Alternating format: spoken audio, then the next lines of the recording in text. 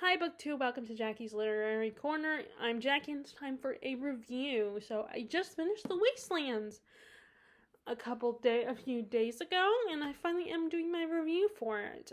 So this is the final book that I need to reread before I can start getting into the books that I have not read from the Dark Tower series.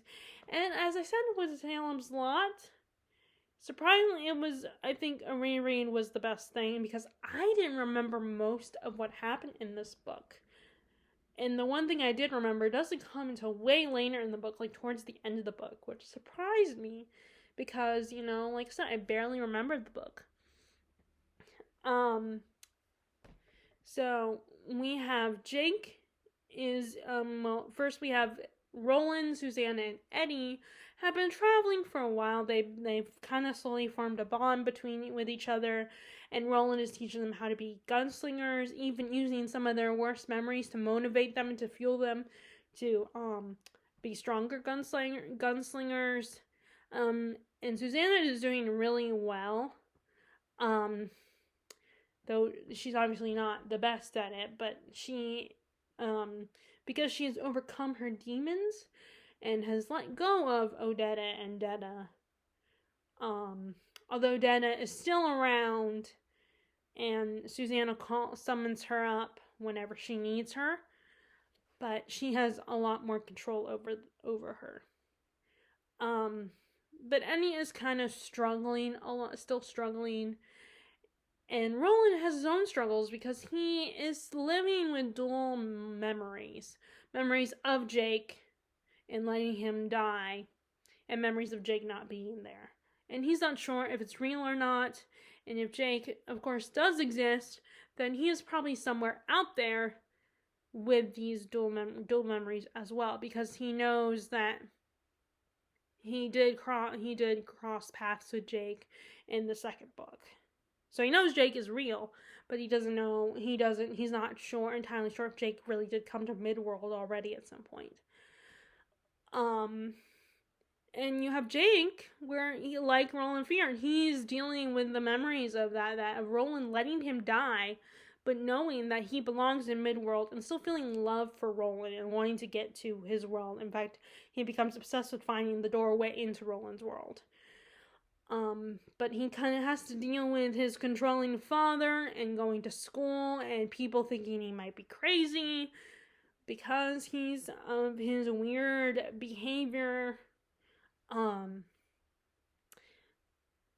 it turns out that Eddie might be the person that can help him get into Midworld. So, like I said, what I really like about this book, one of my favorite aspects is the fact that we see both New York City during Jake's time, and we get Roland's world, Midworld, a lot more than we did in the Drawing of Three. In this one, we explore a lot more places. Like in Roland's world, in the Drawing of Three, we were mostly on that big beach area with the lobstrosities, and we climbed them, but most of the time he was going through the doors and going into the minds of Eddie and Jack Mort. I don't know if he went to Susanna's mind or not. I think he met Susanna through Jack Mort, but and while in this one we actually are just seeing what's going on in New York City during Jake's time, while Roland and Susanna and Eddie are trekking through Roland's world. So, like I said, we explore a lot of locations. First, there's the forest where they are in, with the Bear Guardian, which was really cool. I didn't remember that part. Like I said, there's a lot I didn't remember that happened in this book. The bear was scary and terrifying, and because I didn't remember, I wasn't sure. I mean, I assumed that Eddie was going to survive because I know they're in the next book, obviously, for me in the description of book 4, and having already started book 4, so I knew they were going to survive, but it was still terrifying and nail-biting, this giant bear. But Susanna gets the shine in that moment with the whole bear situation, so it was that whole scene was really cool. We get to the town of Lud, where we see the survivors of the Roland's world moving on. the only people that are left are these elderly people who have very little skills. I mean, enough to survive, but they're still older, and even one of them doesn't have her eyes anymore. She's blind. And they're very wary of people, but then when they sense it's Roland, they worship him because he's the man of law. He's their protector. His people protect them. So they worship him and admire and respect him. So we got to see that side of Roland, the Roland who was a kind of a caretaker to people, which we do get to see that when he's with Susanna, Eddie, and then later Jake. But in this one we get to see, but with them he's very tough on them. He's kind of he's a mentor figure with them. I mean, he's a little less tough on Jake because Jake is a literal just a kid, and Eddie is a full grown ass adult, and so is Susanna. So he doesn't sugarcoat things for them. He doesn't coddle them. Not that he coddles Jake, but he's a little more, you know. He still knows he's not too rough on Jake, and so we get to see this kinder side to him, this kinder, more caring side to him. But we also, of course, see people who are afraid of him because he's a gunslinger. He's a lawman, so there are people that are also afraid of him and what he's capable of. Anyway, there's another city that we go to that it's the way that setup is really cool because it's kind of like you have this overhead alarm system controlling people. It kind of makes me think of in the Hunger Games a little bit. And you have this war between the Pubes and the Greys. I still don't remember what those are, the different groups are, but and we also, the way the place is set up, it's filled with junk. So it's like a maze. And we are introduced, in this other city, we are introduced to these pirate-type characters who are antagonists. Gasher, who is one of those annoying characters that is also, kind of like, you kind of have to be wary of him because he is desperate to please his boss. So if you make him look bad, he's going to get violent and aggressive towards you and blame you. And he doesn't like looking bad. And then you have the TikTok man, his boss, who is very unpredictable. You don't know what you're going to say that's going to make him lose his temper. And he's very intimidating and obsessed with control.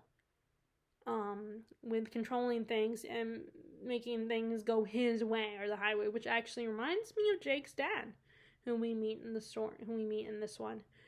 So they were really fun villains, but of course the best villain / antagonist is Blaine the Mono.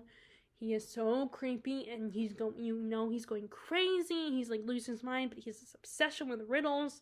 I often compare him to Gollum in that sense. He's like Gollum, but looks like Thomas the Tank Engine. And he's like very like he's a computer. He's a train / computer. So he's very logical in his brain. He likes intelligent questions, smart questions, and things that make you think, and clever, and like things that make you clever. And he doesn't have any human feelings whatsoever. He doesn't feel compassion. He doesn't feel sympathy. He just likes to play with you and mess with your mind and test your intelligence in very manipulative and brutal ways. And he's just so deliciously monstrous. It's so much fun, and he makes quite an impression. I think that's why I remembered him so well. And also I love that he's pink. He's not blue, he's pink. Also, we have how Susanna overcame her demons in the Drawing of Three. Like I said, she's gotten rid of Odette and Denna, although Denna is still there in her mind, and she uses her when she needs her. But now she can control when she makes her appearance. But with Eddie, even though he's kicked the junk, he's not addicted anymore. He still has to deal with Henry in his head, Henry's voice. Henry is constantly, his whole life was belittling him, making him feel small. I mean, like, I'm the boss of you because I'm the older brother. I protected you your whole life. And because, like, those kind of people, and Henry's always, he has shown moments of, like, where he's nice to Eddie.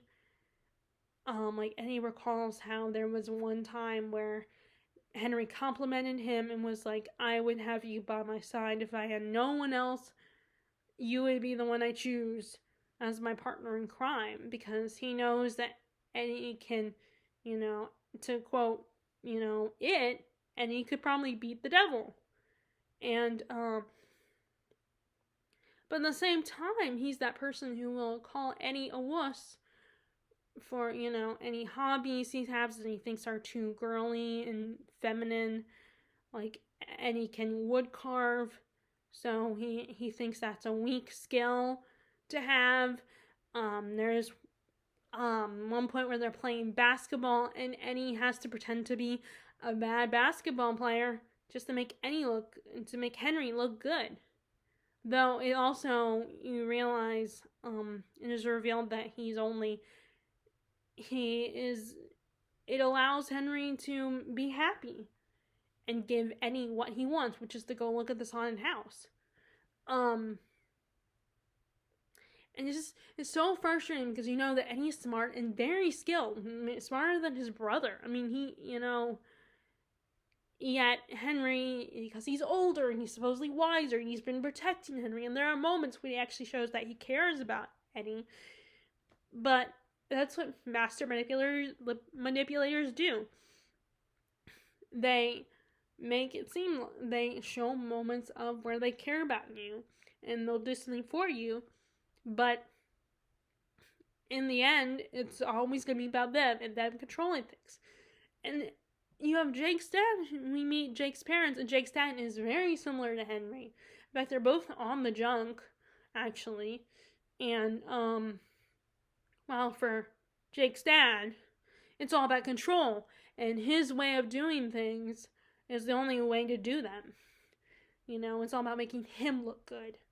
Like, there's one point where, so we go back and forth between New York City and Midworld, and because Jake still remembers Midworld and Roland, at one point he skips school because he's like obsessed with finding the way to get to Midworld, and he's wandering around New York City, and then he finally comes home late at night, and his mom, of course, now granted she's also on Valium, his mom is on Valium right now, but she still was like, oh my god, Jake, where have you been? I'm so worried about you. And I was like, what happened? Because he does at one point fall and scab his knee, so he's bleeding a little bit. Meanwhile, his dad is just, which granted there are parents who would not like you skipping school just to wander around the city, but that's usually their first thought is, oh my god, you're okay. I was so worried about you. And then they yell at you about skipping school.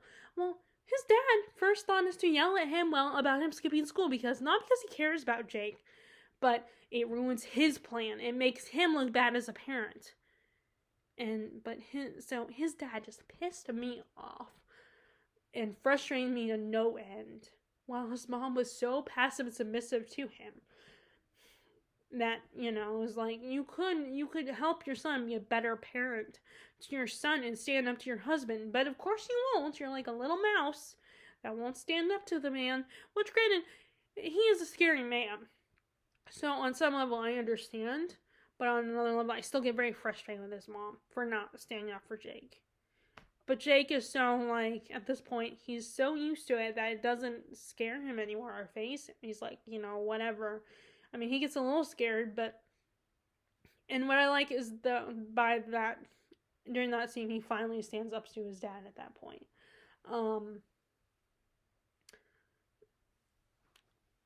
So, let's see, what else? And,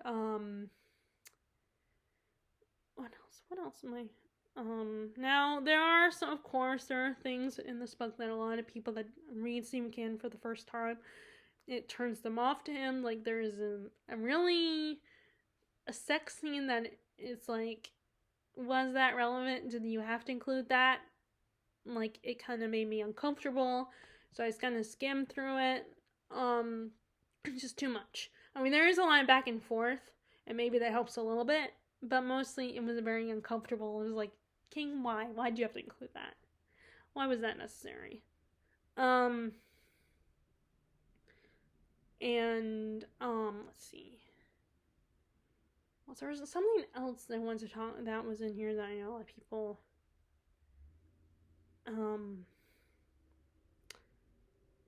I can't remember. I'll remember probably after, but after I finish filming. But anyway,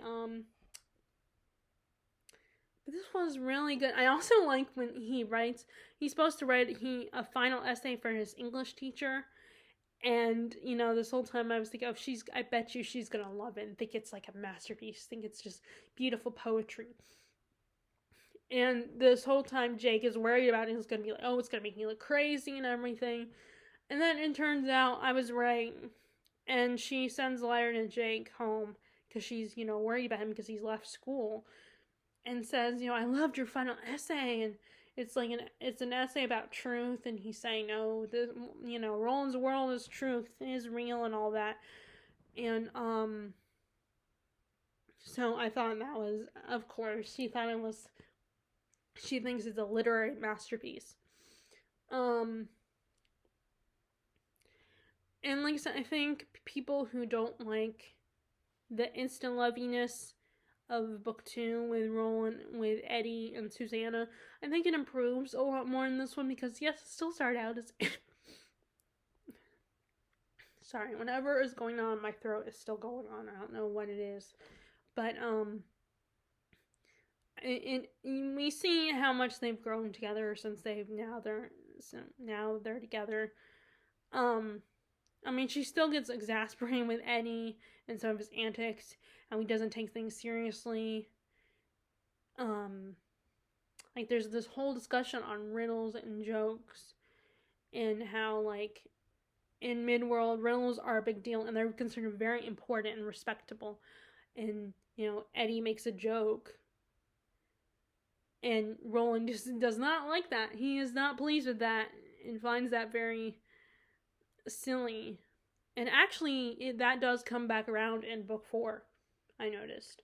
It doesn't come around this one, but it does come up in book 4. But anyway, this one, I definitely feel like this is very much an adventure story.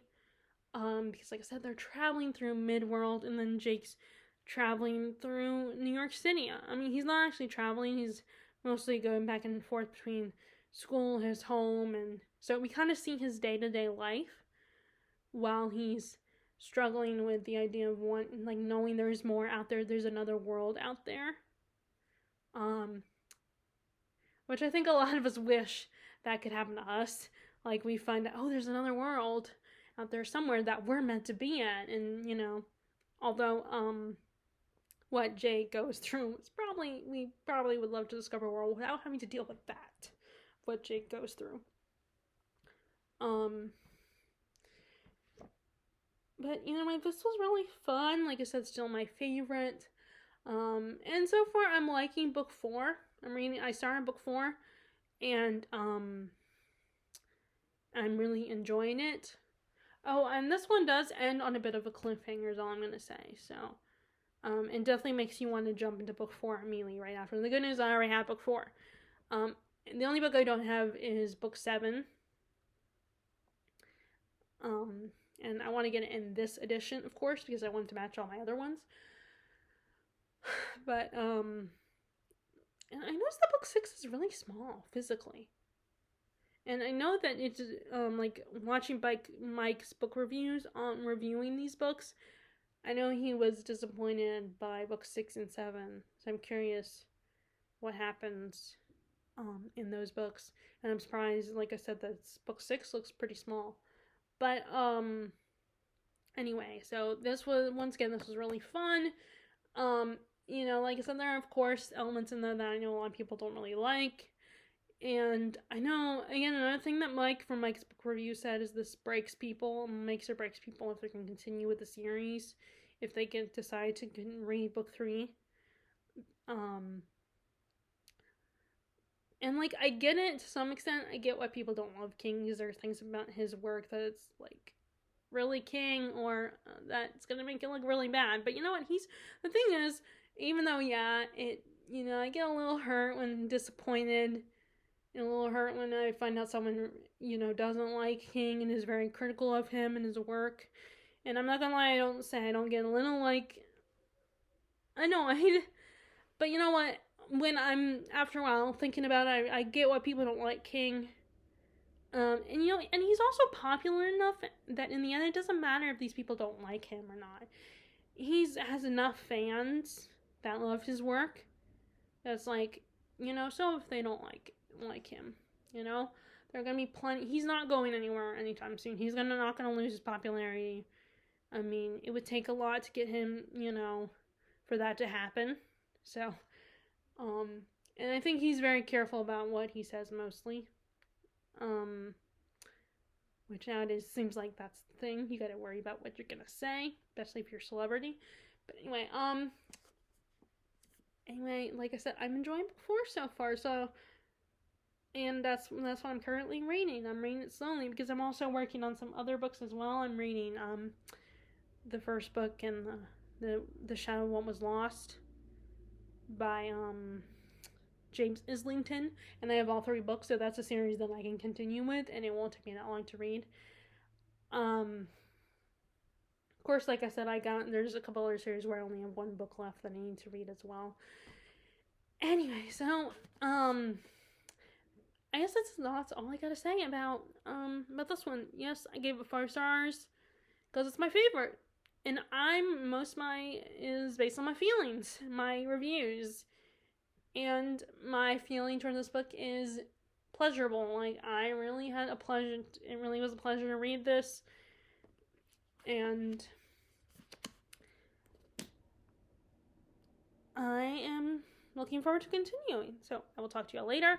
If you guys like this video, be sure to give it a thumbs up. Click subscribe. If you haven't already, click the bell notification below if you want to be notified about my latest videos. And I will talk to you all later. All right, bye!